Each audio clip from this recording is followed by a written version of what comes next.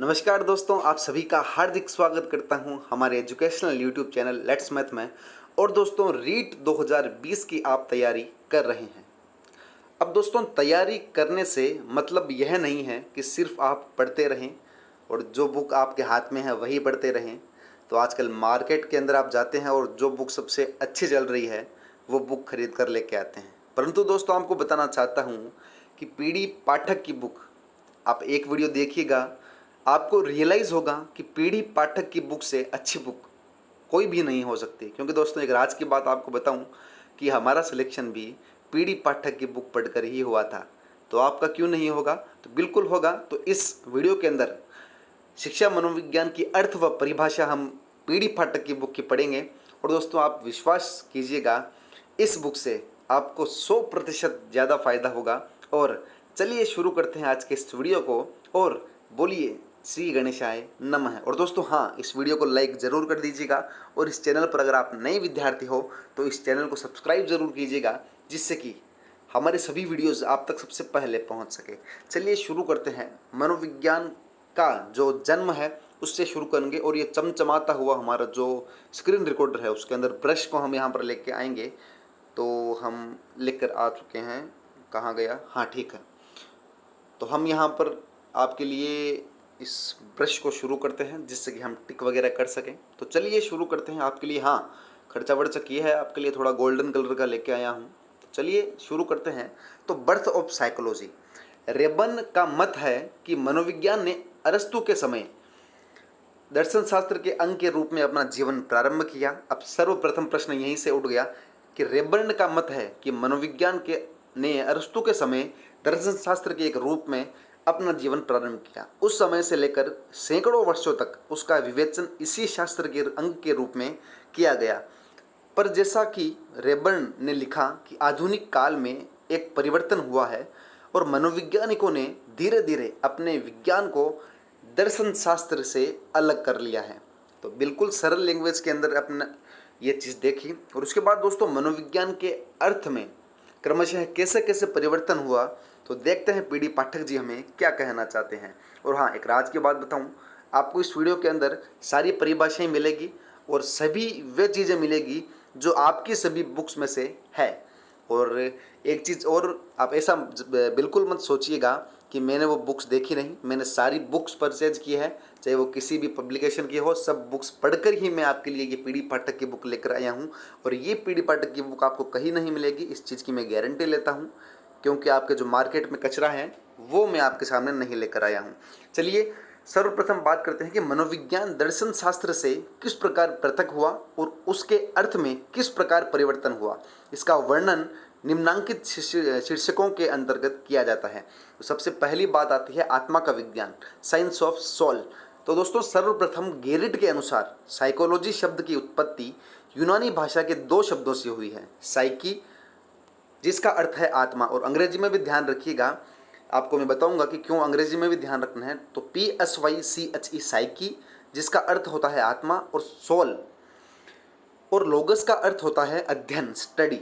इस प्रकार प्राचीन काल में साइकोलॉजी या मनोविज्ञान का अर्थ था स्टडी ऑफ द सोल, अर्थात आत्मा का अध्ययन या आत्मा का ज्ञान प्राप्त करना। इसीलिए इसको उस काल के अंदर आत्मा का विज्ञान माना जाता था। अनेक यूनानी दार्शनिकों ने मनोविज्ञान को आत्मा का विज्ञान भी माना है।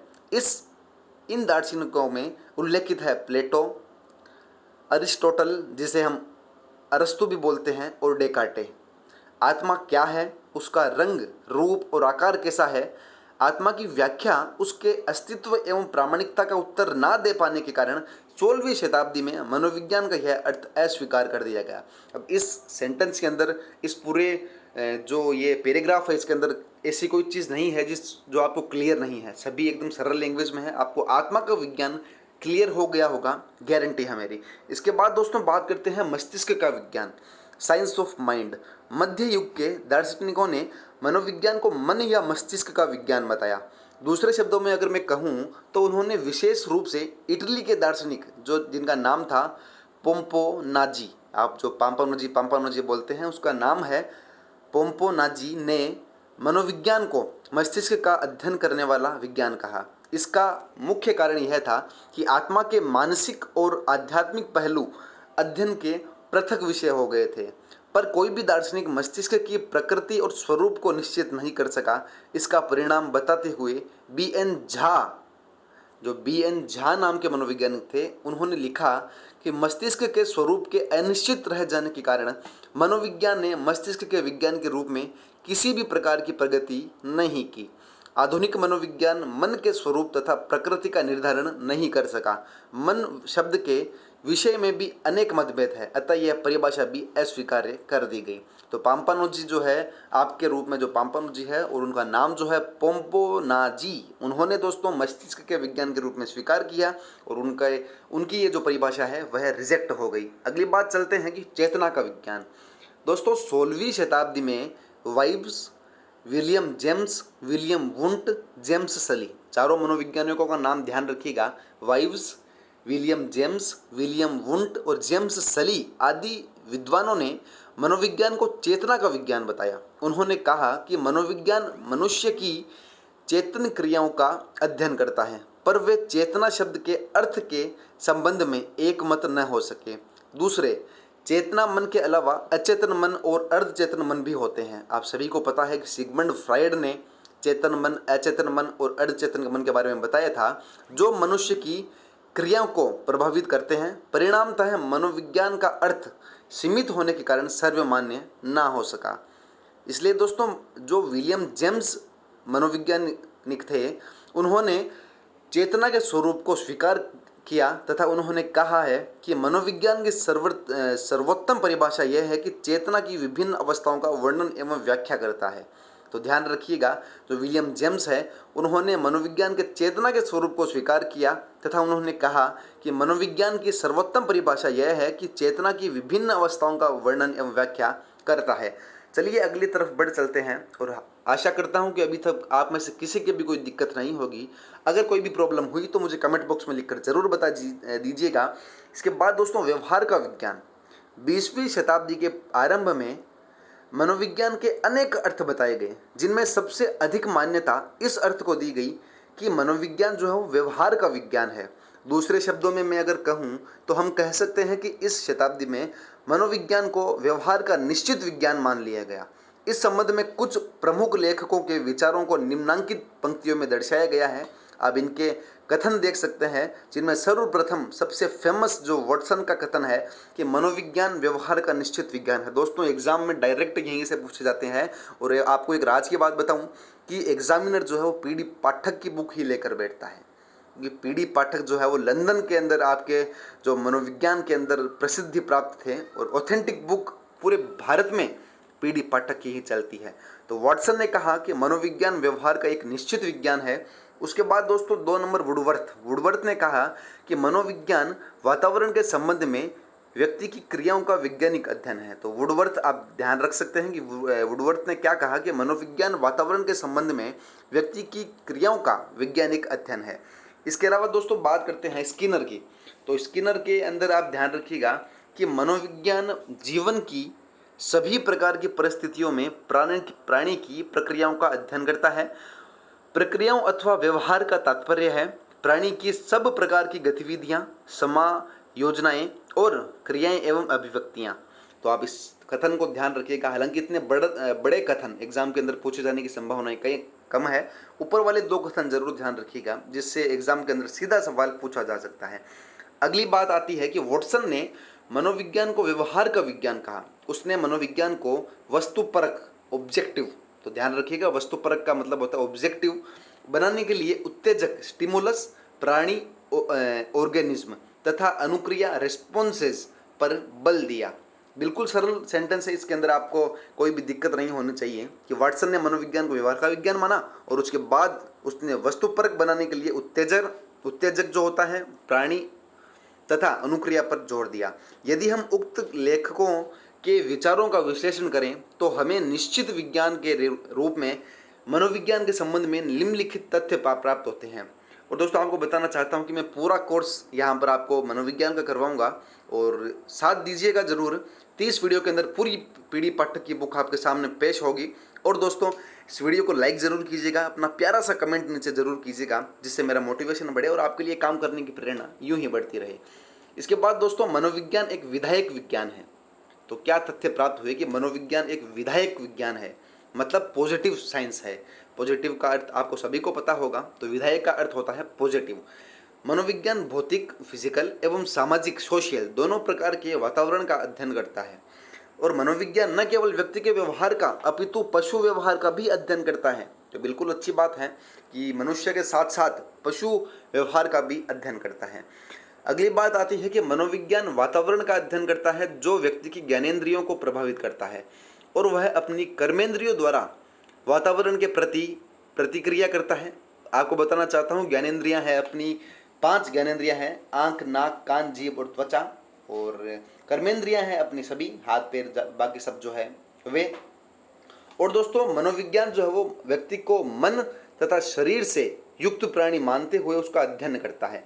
दूसरे शब्दों में मनोविज्ञान व्यक्ति को मनः शारीरिक प्राणी मानता है।